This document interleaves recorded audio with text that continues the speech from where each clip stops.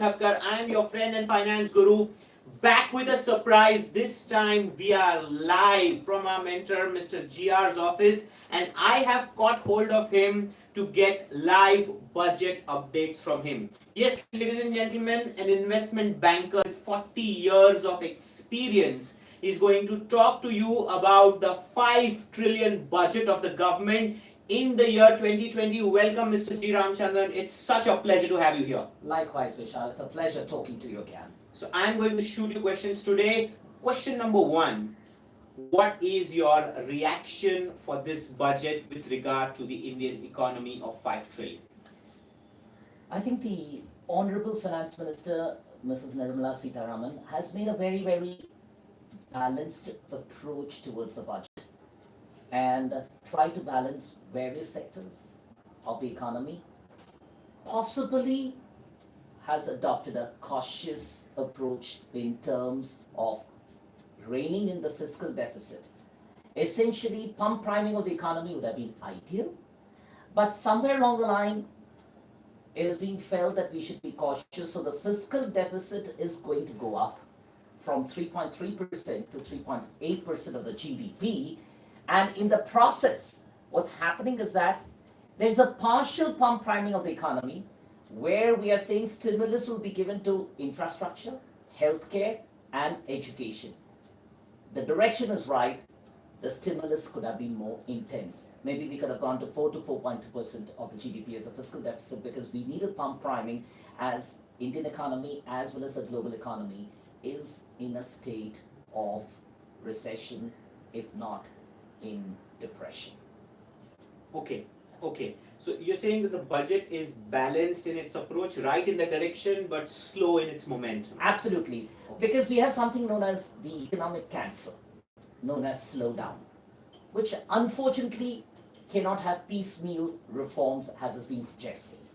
In this case, we are going to be having manufacturing being given a stimulus for new manufacturing companies where we can put, they'll be having a taxation of only 15%, which is nice, but then that takes time for manufacturing companies which are startups to even make profits. So in that sense, it's a nice feeling. A feel-good factor has been generated.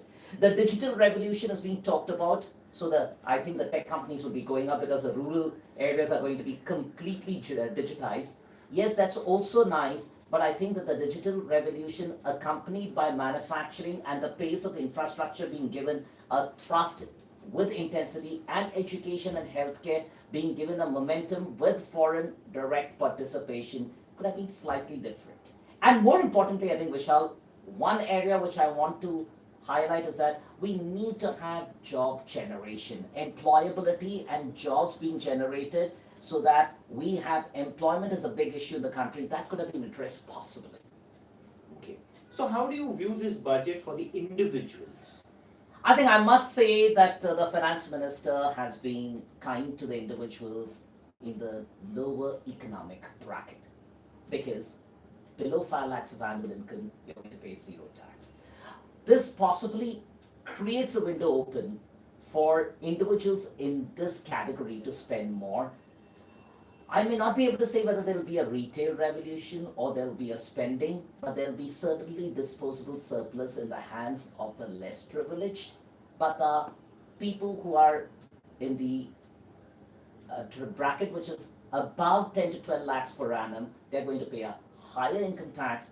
So in a sense, yes, you have disposable surplus with a lower earning population, but the people who are earning well will be taxed more.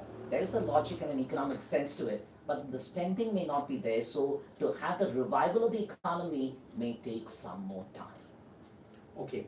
And coming to my last question, your favorite sector, how do you view this budget for the startups?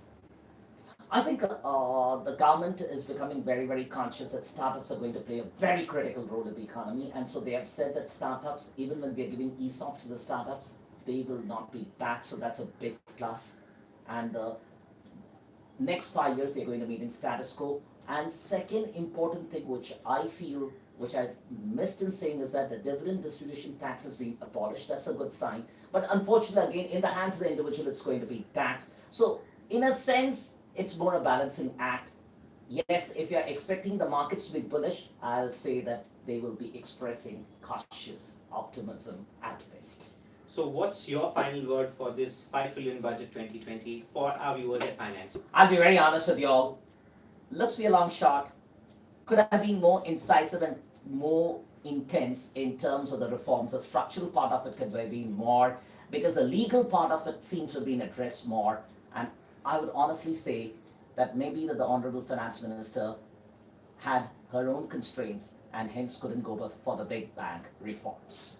Thank you so much, Jia, for making it for the budget session today. We really appreciate your inputs, and we have got a huge fan base now at Finance Tube for you. Thank and you so they have been much. asking for more and more appearances. It is a from you. pleasure to be with you, Vishal, and we'll again be connecting soon. Thank you so much. Thank you very much, friends, for logging into budget session today. And if you haven't subscribed to my channel, subscribe to our channel today, and don't forget to press the bell icon so that you can also continue to get even surprise updates from us like this. Our channel, Finance Tube.